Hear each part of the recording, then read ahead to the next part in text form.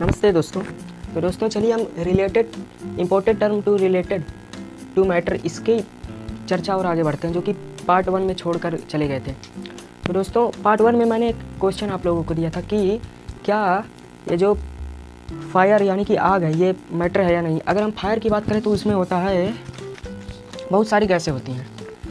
ये जो फायर होता है इसमें बहुत सारी गैसें होती हैं, जैसे कि ऑक्सीजन के साथ ये रिएक्ट करके कार्बन ETC हाइड्रोजन कार्बन तो ये एक प्रकार का वो एलिमेंट है, कार्बन जलता है। तो हीलियम हो गया, हाइड्रोजन हो गया, ETC ये जो गैसें होती हैं ये सब जलती हैं। तो इसमें अनेक प्रकार की गैसें, तो इसलिए ये मैटर है। और ये इसके पास वॉल्यूम यानी कि आयतन भी होता है, यानी कि मास भी है और वॉल्यूम भी है। ये जो गैस है हाइड्रोजन हीलियम का ETC का तो मास होता है और ये वॉल्यूम भी है इसके पास, तो दोनों है। तो इसका मतलब ये मैटर है। जी हाँ, fire is a matter. Fire is a matter. ये मैटर के लॉ को फॉलो करता है, क्योंकि ये मैटर के लॉ को फॉलो करता है।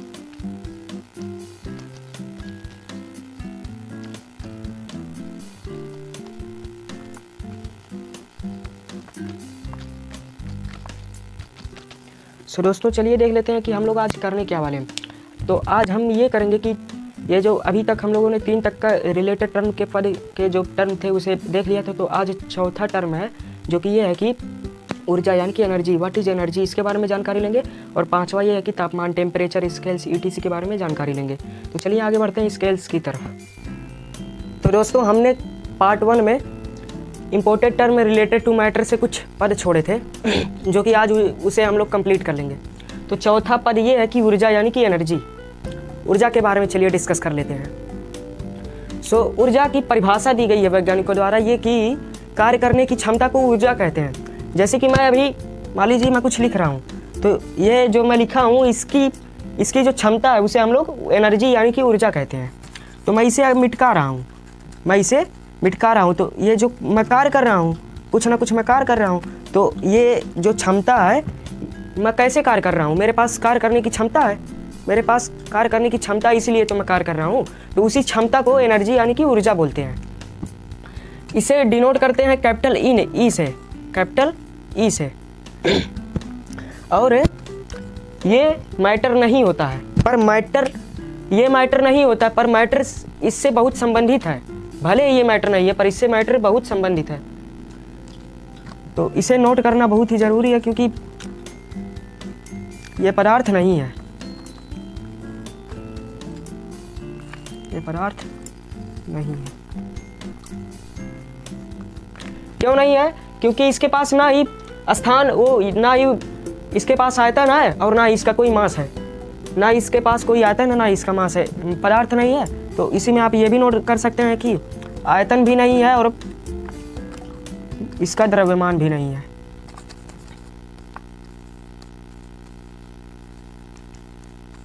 ये दोनों नहीं है, नोट करके ऐसे गलत काट दीजिए। उसके बाद ये भी नोट कर लीजिए इम्पोर्टेड टर्म में कि इसे ना ही उत्पन्न किया जा सकता है और ना ही नष्ट किया जा सकता है। क्यों? क्योंकि तो आप लोग पूछोगे कि तो ये आया कहाँ से? ये सदियों से चलता आ रहा है, इसका कोई अता पता नहीं है कि ये कैसे आया है। ये पहले जितना था उतना अभी भी है। तो आप लोग बोलोगे कि मैं अपना एनर्जी लॉस करता हूँ, वो लॉस नहीं, वो आप एनर्जी कन्वर्ट करते हैं, वो ऊर्जा कन्वर्ट करते हैं, एक से दूसरे में बदलते हैं। जैसे कि मैं बोल रहा हूँ तो मेरे पास कुछ शक्ति है, कुछ ऊर्जा है, तो उस ऊर्जा को मैं साउंड एनर्जी यानी कि ध्वनि ऊर्जा में मैं परिवर्तित कर रहा हूँ। मैं एनर्जी को ना ही ख़त्म कर सकता हूँ ना ही उत्पन्न कर सकता हूँ। फिर उसके बाद जब मैं खाना खा लूँगा तो मेरे पास ऊर्जा आ जाएगा, यानी कि एनर्जी आ जाएगा। तो वो जो रासायनिक ऊर्जा थी वो मेरे ये शक्ति ऊर्जा में आ जाती है। मतलब कि फिर मैं इसी को हाथ चलाने में, दौड़ने में, चलने में, ETC में मैं खर्च कर देता हूँ। तो यानी कि ऊर्जा को मैं सिर्फ कन्वर्ट करते हैं, ना ही उत्पन्न करते हैं ना ही ख़त्म करते हैं। इसे ना ही उत्पन्न किया जा सकता है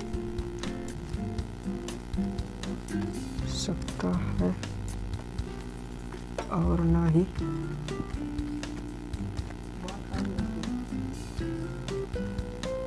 नष्ट ये सबसे इम्पोर्टेंट है, ये लॉजिक वाली बात है। इस एनर्जी यानी कि ऊर्जा के बारे में एक महत्वपूर्ण बात ये ध्यान देने वाली है कि अल्बर्ट आइंस्टीन के अनुसार, सर अल्बर्ट आइंस्टीन के अनुसार, आप लोगों को मालूम होगा कि अल्बर्ट आइंस्टीन कौन है। वो इस दुनिया के इस समय के सबसे बड़े महान वैज्ञानिक हैं, वो फर्स्ट पे हैं, इस दुनिया के सबसे जीनियस है वो। तो उनके अनुसार ये ऊर्जा उत्पन्न और नष्ट की जा सकती है। मतलब कि अगर द्रव्यमान नष्ट हुआ, ये जो मास होता है, मास पार्ट 1 में मैं मास के बारे में बताया हूँ, आप लोग जो कि जान चुके होंगे या फिर पहले से ही जानते होंगे। ये जो मास होता है अगर वो नष्ट हुआ तो ऊर्जा मुक्त होगी, अगर मास नष्ट हुआ तो ऊर्जा मुक्त होगी। तो इसका मतलब ये भी हो जाता है कि अगर ऊर्जा नष्ट हुआ तो मास उत्पन्न होगी।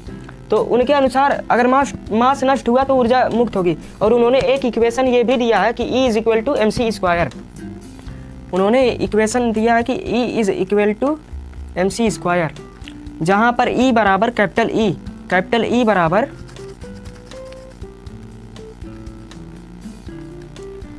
जहाँ कैपिटल E बराबर एनर्जी होता है। का हो अच्छा पूरा हो समझे, एनर्जी E = mc², जहाँ पर कैपिटल E बराबर एनर्जी और स्मॉल m बराबर मास यानी कि द्रव्यमान।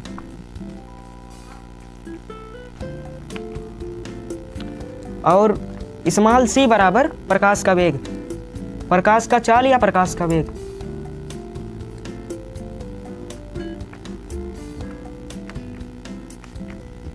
जो कि होता है 3 × 10⁸ मीटर पर सेकेंड। तो ये थी ऊर्जा के बारे में जानकारी, यानी कि एनर्जी के बारे में जानकारी। अब चलते हैं हम लोग पांचवें वो यानी कि टेम्परेचर, तापमान, उपमान के बारे में, उसके बारे में चलिए जानकारी लेते हैं। तो चलिए दोस्तों हम लोग पॉइंट नंबर 5 के बारे में बात करते हैं, जो कि है स्केल्स ऑफ टेम्परेचर यानी कि तापमान के पैमाने। अब अगर हम स्केल्स ऑफ टेम्परेचर के बारे में बात करें तो 3 प्रकार के स्केल्स होते हैं, पैमाने होते हैं, जो कि ज़्यादातर इन्हीं तीनों को माना जाता है। नंबर 1 पर आता है सेल्सियस,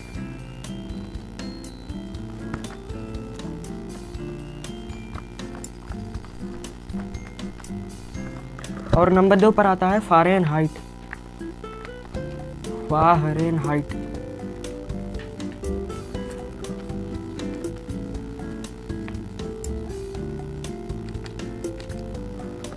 और नंबर 3 पर आता है केल्विन।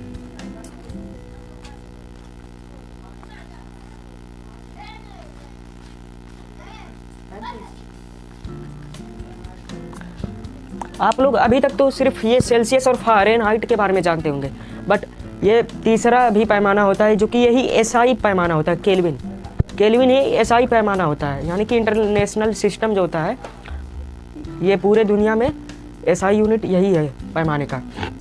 तो चलिए बात करते हैं सेल्सियस के बारे में कि इसके आविष्कार कौन किए थे, इन सब के बारे में, सेल्सियस के बारे में चलिए बातें करते हैं।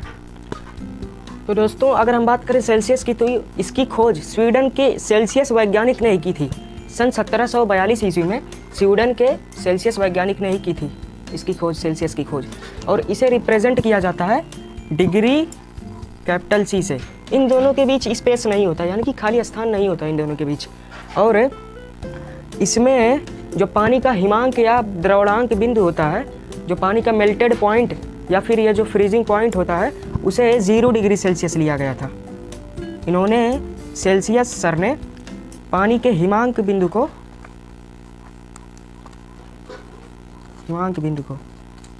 0 डिग्री सेल्सियस लिया था। और जो भाप बिंदु या फिर उसका जो बॉइलिंग पॉइंट, उसे 100 डिग्री सेल्सियस लिया था। 100 डिग्री, ध्यान दीजिएगा 100 के ऊपर ये डिग्री नहीं होता, सेल्सियस के पहले स्पेस नहीं होता और डिग्री होता है, और 100 के बाद स्पेस, फिर डिग्री, फिर सेल्सियस। तो ये तो हो गई सेल्सियस के बारे में। अब चलिए बात करते हैं फ़ारेनहाइट के बारे में। अब अगर हम बात करें फ़ारेनहाइट की, तो जर्मनी देश के जो फ़ारेनहाइट, ये जो फ़ारेनहाइट तापमान है, इसे ही फ़ारेनहाइट वैज्ञानिक ने ही खोजा था। वो जर्मनी देश के थे और 1710 ईस्वी में इसकी खोज की थी। ये सेल्सियस की खोज से पहले इसकी खोज उन्होंने की थी, खोज भी की थी, मान लो पैमाना बनाया था। तो इसे रिप्रेजेंट की बात करें तो डिग्री कैपिटल F से इसे रिप्रेजेंट किया जाता है। और पानी का जो हिमांक बिंदु होता है, फ्रीजिंग पॉइंट जो होता है, वो 32 डिग्री फ़ारेनहाइट इन्होंने लिया था। इन्होंने पानी का जो हिमांक बिंदु होता है 32 डिग्री फ़ारेनहाइट लिया था। और जो बॉइलिंग पॉइंट यानी कि भाप बिंदु, वो इन्होंने 212 डिग्री फ़ारेनहाइट लिया था। इसमें भी डिग्री और फ़ारेनहाइट के बीच में स्पेस नहीं होता है, और ये कैपिटल F से, डिग्री कैपिटल F से इसे दर्शाया जाता है। और इन्होंने 180 बराबर भागों में 32 और 212 के बीच में 180 बराबर भागों में बांटा था। और जो सेल्सियस था उसमें 0 से लेकर 100 तक का 100 बराबर भागों में बांटा था। उसके बाद हम बात करते हैं केल्विन वैज्ञानिक के बारे में, जो कि केल्विन तापमान की खोज की थी। अब अगर हम बात करें इस केल्विन की, तो इसकी खोज लॉर्ड केल्विन सर ने की थी। ये तीनों जो पैमाने थे, तापमान थे, इन तीनों का जो वैज्ञानिक खोज किए थे, उन्होंने अपने नाम पर उस पैमाने को अपने नाम पर कर लिया। तो इसकी खोज लॉर्ड केल्विन वैज्ञानिक ने की थी सन 1852 ईस्वी में।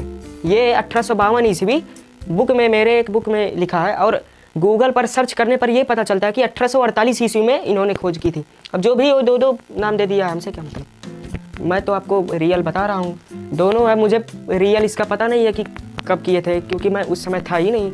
अब आपको रियल पर वो जानना हो तो जाकर ऊपर जब जाना तो पूछ लेना उनसे, क्योंकि वो इस समय है ही नहीं यहाँ पर, तो कैसे पूछें।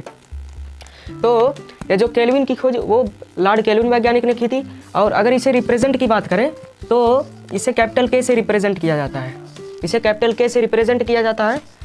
और इसमें रोचक वाली बात ये है, लॉजिक वाली बात ये है कि इसका जब केल्विन जब लिखा जाता है, पूरा वर्ड जब केल्विन लिखा जाता है, तो उसमें स्मॉल K से शुरू होता है, ना कि कैपिटल K से शुरू होता है। बट इससे जब रिप्रेजेंट किया जाता है तो कैपिटल K से रिप्रेजेंट किया जाता है। इसमें लॉजिक वाली बात यही है। आपको उलझवा सकता है कि ऑप्शन में दे देगा small K, capital K, LP ऐसे, तो उसमें कैपिटल K ही रिप्रेजेंट वाला सही रहेगा। और ऐसे भी दे सकता है कि निम्न में से केल्विन के बारे में क्या सही है क्या गलत है। तो स्मॉल K से शुरू होगा इसका जो केल्विन का वर्ड वाला रहेगा। फिर उसके बाद अगर हम बात करें इस पर कि ये जो लॉर्ड केल्विन वैज्ञानिक थे, वो वाटर का हिमांक यानी कि वाटर का जो फ्रीजिंग पॉइंट या द्रवणांक या फिर मेल्टिंग पॉइंट जो होता है, जिस पर वो पिघलता है या फिर बर्फ़ जमता है, तो कितना लिए थे, तो 273 केल्विन उन्होंने लिया था पानी का हिमांक, यानी कि जिस ताप पर पानी बर्फ़ में परिवर्तित होता है, या फिर दोनों एक ही ताप है पानी। और इसका जो भाप बिंदु यानी कि बॉइलिंग पॉइंट या फिर क्वथनांक बोल सकते हो, भाप बिंदु, वो 373 लिए थे, 373 केल्विन ये लिए थे। और 273 और 373 इन दोनों के बीच को 100 बराबर भागों में इन्होंने बांटा था। जैसे 0 और 100 डिग्री सेल्सियस के बीच को 100 बराबर भागों में सेल्सियस वैज्ञानिक ने बांटा था, उन्हीं की तरह 273 और 373 के बीच को 100 बराबर भागों ने केल्विन वैज्ञानिक ने भी बांटा है। ये जो केल्विन तापमान है, यही इंटरनेशनल टेम्परेचर है। यही जो एसआई पद्धति, जो एसआई पैमाना होता है, वो यही है। इंटरनेशनल सिस्टम जो टेम्परेचर होता है केल्विन ही होता है। तो ये तो एक और लॉजिक वाली बात ये है कि इस पैमाने पर निगेटिव पा ही नहीं सकते हो। सेल्सियस पर, फ़ारेनहाइट पर आप निगेटिव टेम्परेचर पा सकते हो, पर इस पैमाने पर निगेटिव टेम्परेचर आप पा ही नहीं सकते हो, जो कि केल्विन वैज्ञानिक ने ही कहा था। ये मैंने नहीं कहा था, ये केल्विन वैज्ञानिक ने ही कहा था। इसका मतलब ये हुआ कि 0 केल्विन से नीचे हो ही नहीं सकता दुनिया में, ना ही मनुष्य बना सकता है, ना ही ये दुनिया में कहीं पर है 0 केल्विन से नीचे का ताप। ये केल्विन वैज्ञानिक ने ही बताया था। इसका मतलब ये हो गया कि 0 केल्विन या फिर -273 डिग्री सेल्सियस से नीचे का ताप हो ही नहीं सकता। अब दोस्तों, इसीलिए ना ये केल्विन पैमाने को लोग परम पैमाना भी बोलते हैं, या फिर एब्सोल्यूट टेम्परेचर बोलते हैं, क्योंकि इस पर निगेटिव जो आता है टेम्परेचर वो होता ही नहीं है। अब दोस्तों चलिए हम इन तीनों के संबंध को देखते हैं, सेल्सियस, फ़ारेनहाइट और केल्विन के संबंध को देखते हैं, इन तीनों के बीच के संबंध को देखते हैं। दोस्तों चलिए हम लोग पैमाना, ये सब कैसे पैमाना बनाया गया है, कैसे समीकरण कहाँ इन समीकरणों के बारे में कैसे इनकी कैसी उत्पत्ति हुई है, इसके बारे में जानने के पहले सबसे पहले आप ये जो ग्राफ है इसे बनाइए, क्योंकि इस ग्राफ के अगर मैंने इस बोर्ड पर बनाना शुरू किया तो बहुत ज़्यादा टाइम हो जाएगा, इसलिए आप पहले इस ग्राफ को बना लीजिए जो कि उसी का मैंने उपयोग किया है। इस ग्राफ को बनाने के बाद तो चलिए अब शुरू करते हैं। ये नंबर एक में ये सब में L/X, यल ऊपर अपर जो फिक्स्ड पॉइंट है और लोअर फिक्स्ड पॉइंट है वो यल है, इन दोनों के बीच की दूरी यल है। और उसके बाद सेल्सियस और लोअर फिक्स्ड पॉइंट इन दोनों के बीच की दूरी x है। तो L में जब हम x से भाग देंगे तो सब में बराबर ही रहेगा, यानी कि पहले का भी, दूसरे का भी, तीसरे का भी, चौथे का भी, इन चारों का बराबर रहेगा। देखिए जैसे अगर हम पहले में L में x से भाग दें तो ये होगा कि 100 माइनस 0 वटे डिग्री सेल्सियस माइनस 0, ये होगा पहले में, जो कि सेल्सियस वाला पैमाना है उसकी मैं बात कर रहा हूँ। और दूसरे में अगर हम L में x से भाग दें तो दूसरे में ये होगा फ़ारेनहाइट वाले पैमाने में कि 212 माइनस 32 वटे डिग्री फ़ारेनहाइट माइनस 32। यहाँ उसके बाद अगर हम तीसरे वाले में बात करें तो तीसरे वाले में ये होगा कि तीसरे वाले में 373 माइनस 273 वटे केल्विन माइनस 273, तो ये हो गया। उसके बाद अगर हम अपने लॉजिक वाले पैमाने की बात करें जो हम बनाना चाहते हैं, खुद की नहीं, तो उसमें अगर हम L में x से भाग दें तो ये मिलेगा कि माना उसमें हम लोग माने हैं 200 हाईएस्ट 200 माने और लोवेस्ट 50 माने हैं, तो 200 माइनस 50 वटे यल माइनस 50, ये होगा। अब आप लोग बताइए, पहले यहाँ तक बताइए आप लोगों को समझ में आया कि नहीं, कि इसमें भी आप लोगों को कुछ गड़बड़ी लग रही है? यहाँ तक समझ में आया? अरे भाई क्या मैंने किया, कुछ किया थोड़ी ना है। L फर्स्ट वाले में जो वो क्या बोलते हैं सेल्सियस वाले में जो पैमाना है उसमें यल पूरा 100 माइनस 0, यल upper fixed point minus lower fixed point तो किया हूँ, तो यल की दूरी पता चल गई है। फिर उसके बाद यक्स की दूरी जो डिग्री सेल्सियस माइनस 0 से इन दोनों के बीच की दूरी जो है वो यक्स है, तो डिवाइड तो ही किया हूँ, वैसे ही इसमें भी किया हूँ, वैसे ही इसमें, वैसे भी इसमें। अब इतना समझ में आ गया। अब हम लोग ये फर्स्ट, सेकंड, थर्ड, फोर्थ इतना 4 समीकरण वो बना लीजिए, मतलब कि ये 4 वो इक्वेशन हो गए। फिर अब हम लोग रिलेट करवाएंगे जब, तो उसी से समीकरण प्राप्त हम लोगों को शुरू होगा। जैसे मैं अब जा रहा हूँ रिलेट करवाने फर्स्ट को सेकंड से रिलेट करवाने पर। अब चलिए इसको मिटाकर थोड़ा रिलेट करवाते हैं फर्स्ट को सेकंड तक से, यानी कि डिग्री सेल्सियस से फ़ारेनहाइट तक। सो दोस्तों अगर हम फर्स्ट इक्वेशन को सेकंड इक्वेशन से रिलेट करवाते हैं तो ये प्राप्त होता है, जैसे कि बोले थे 100 माइनस 0 वटे डिग्री सेल्सियस माइनस 0 बराबर, सेकंड इक्वेशन में ये था कि 212 माइनस 32 वटे डिग्री फ़ारेनहाइट माइनस 32। अब रिलेट करवाना अगर हम शुरू करें तो मैथमेटिक्स का यूज करना पड़ेगा इसमें, तो 100 माइनस 0 आ जाएगा 100, फिर डिग्री सेल्सियस अपान में आ जाएगा, फिर बराबर जब 212 में से 32 घटेगा तो आ जाएगा 180 वटे डिग्री फ़ारेनहाइट माइनस 32 का 32 ही रहेगा।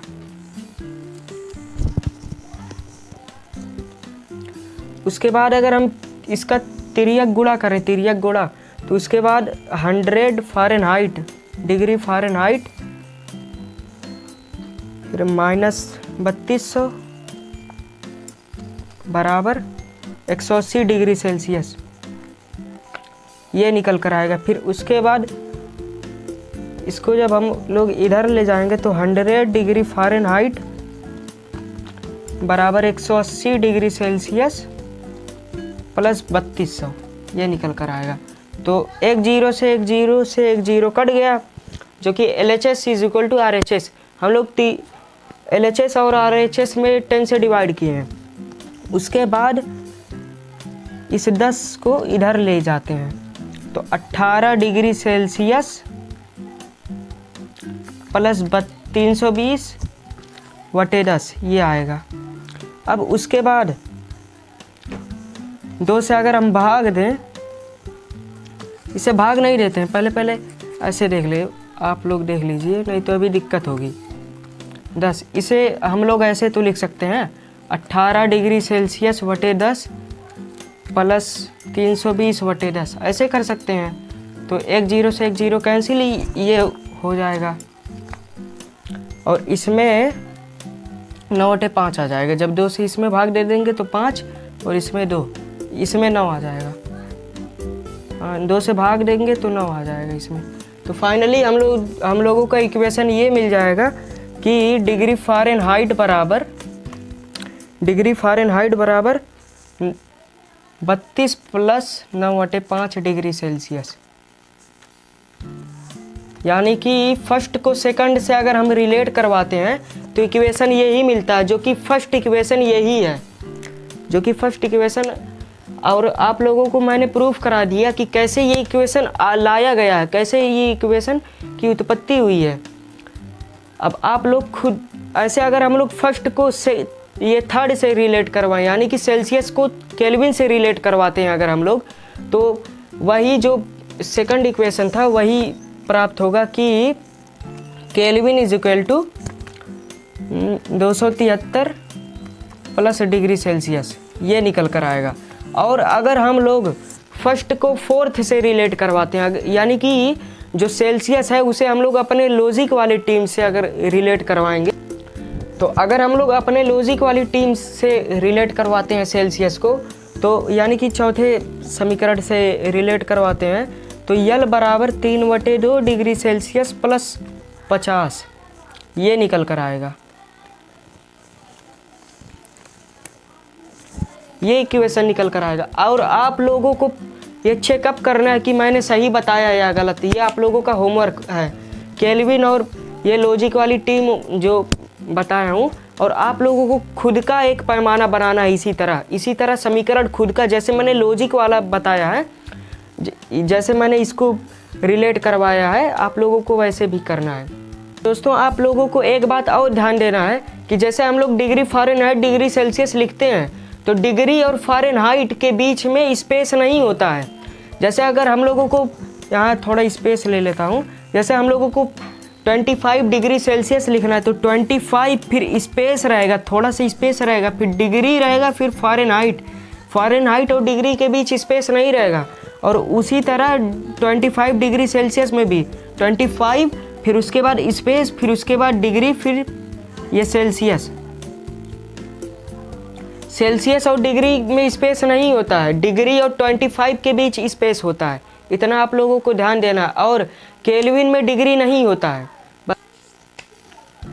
तो दोस्तों, इसी के साथ चलिए एक शायरी भी आपको सुना देता हूँ कि मैंने कुछ लोग लगा रखे हैं पीठ पीछे बात करने के लिए, मैंने कुछ लोग लगा रखे हैं पीठ पीछे बात करने के लिए, पगार तो उनकी कुछ भी नहीं है, बस वो काम ईमानदारी से करते हैं। तो दोस्तों, अब पार्ट 3 में मिलते हैं, तब तक के लिए जय हिंद एंड टेक केयर।